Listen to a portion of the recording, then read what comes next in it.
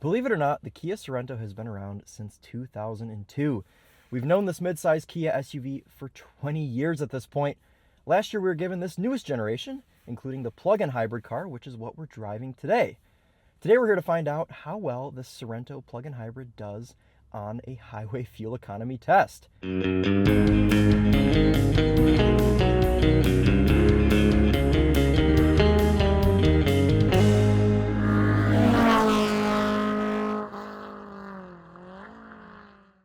This is Christopher Brower from Daily Motor, and I'll be driving in a fuel economy test today. This is new for me. But before we take off and go, why don't we get out, take a look around this thing, and see what it actually looks like. Ah, man, could you imagine showing this car to someone in 2002 and telling them it was a Kia? There's no way they'd believe you. They'd say, no, it's not. That's a K backwards N. Anyways, it's crazy how far Kia has come and just how luxurious and premium this SUV looks. I am absolutely blown away by the overall quality, appearance, interior materials, and design of this Sorento. And if you want to know more about all of that stuff, I have done a DM test drive on this car that covers all of the review points. But today we're here to see how well this thing does on the highway. Now, being that it's a plug-in hybrid, our test is a little bit different. We've drained the battery of all of its juice, and we're just going to be running this on its gasoline 1.6 liter turbocharged 4-cylinder engine today.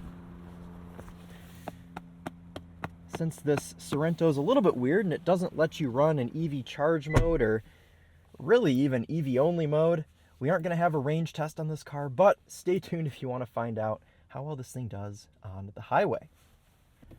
So then, why do we do this test? Well, the EPA fuel economy test only averages 48 miles per hour, and we know that some people like to go on long distance road trips with their cars.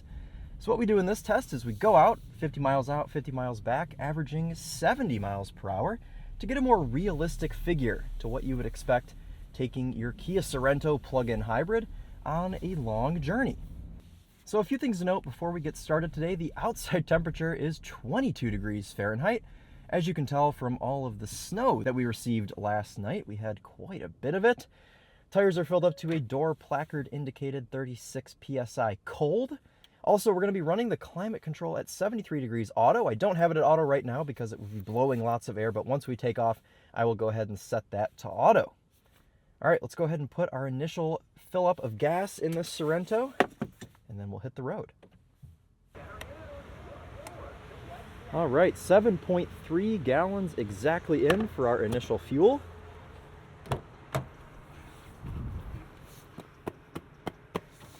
Make sure to clap my shoes off the Topher style. All right, and before we start the engine, let's go ahead and reset our trip. And today for our GPS measured speed, we're going to go ahead and use Waze. All right, start the engine up here. Now it's going to start off in EV mode. Oh, actually, just kidding. No, it hasn't. It has fired up the gas engine. Exactly what we want for today. So when we come back, we'll make sure to use the same 3-click fueling method and fill up at that same exact gas pump to make this test as accurate as possible. All right.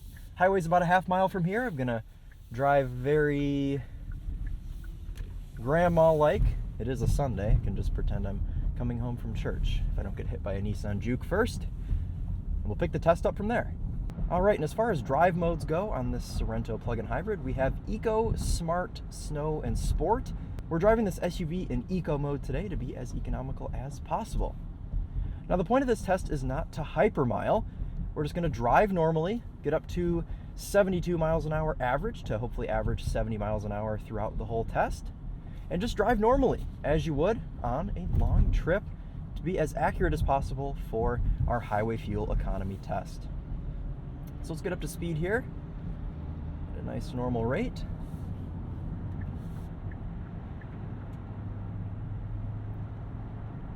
Good amount of torque from this 1.6 liter turbocharged GDI, or whatever Kia calls it, engine. Do not have to floor this thing to get it up to speed. Just ride the wave here. Digital speedometer here. Let's go ahead and set our cruise control, as well as our steering assist. Wow. Interesting move there from quite a rare pickup, a Lincoln Mark LT, finished in beige. Anyways, initial first highway driving impressions on this Kia Sorento.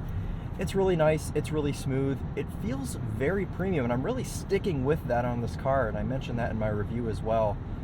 This Sorento feels so premium, so nice, so refined, and I mean, this interior really speaks for itself as well. It's such a nice place to be. The seats aren't the softest leather, you know, they're nothing compared to a Lexus or a Mercedes-Benz or anything like that, but they're still nice. So, wind noise, we've got a little bit, but also consider that this car was covered in snow this morning, so it's probably just chunks of ice that are resting up on the roof, making some unusual noises. Road noise, not too bad, nothing weird from these tires.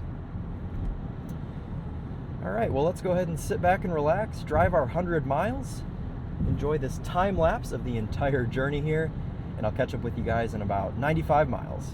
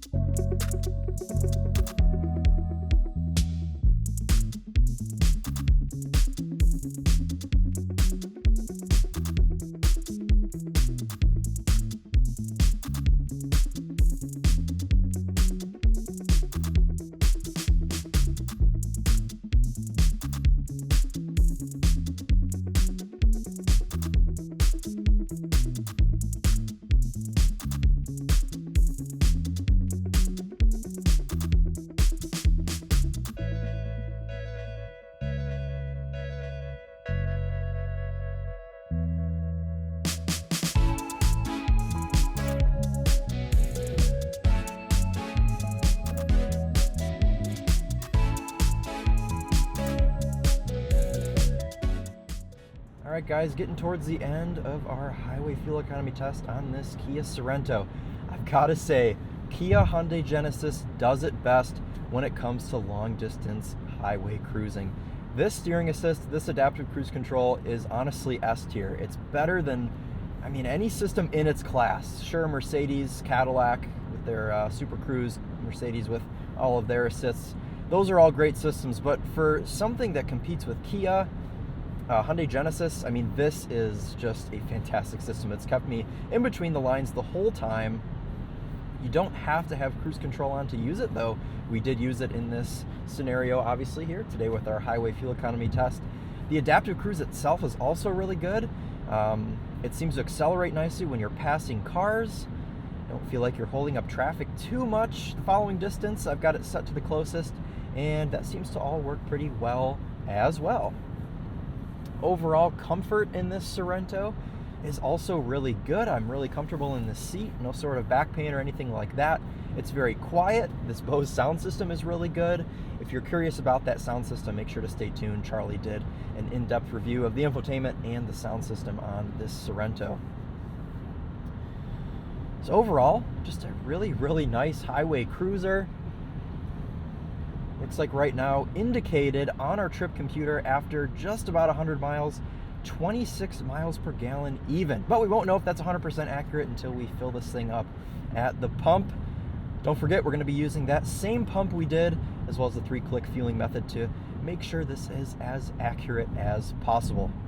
All right, guys, well, I will see you once I have filled this thing up, and we will do some math to see what kind of fuel economy this Sorento plug-in has gotten over the last 100-ish miles. All right, 3.882 gallons in. Let's hop on in and do some math after I get all the snow off my feet. All right, so with our 100.9 mile trip divided by 3.88 gallons, we did 26 miles per gallon even, which is pretty close to what our trip computer has indicated, a 26.1. And with this car having a 12.4 gallon fuel tank, that gives you an estimated highway cruising range of 322 miles. So about 26 miles per gallon. You have to remember that with these plug-in hybrids, and really hybrids in general, you don't get too much of an advantage on the highway. These cars are really made to go around town, be efficient as possible, but when you go on the highway, they're really just about the same as just a normal internal combustion engine only variant. All right, so that'll wrap it up for us today. Not too bad of a number, I don't think, for, you know, a 3-row big heavy SUV. Also, keep in mind it's 22 degrees out. It's absolutely freezing. That's going to affect this thing in a negative manner. So 26 miles per gallon on a 22-degree day, not too bad for this big 3-row SUV. All right, guys, well, that's going to wrap it up for us today. Thank you so much for watching. This has been Christopher Prower with Daily Motor, and as always, drive on.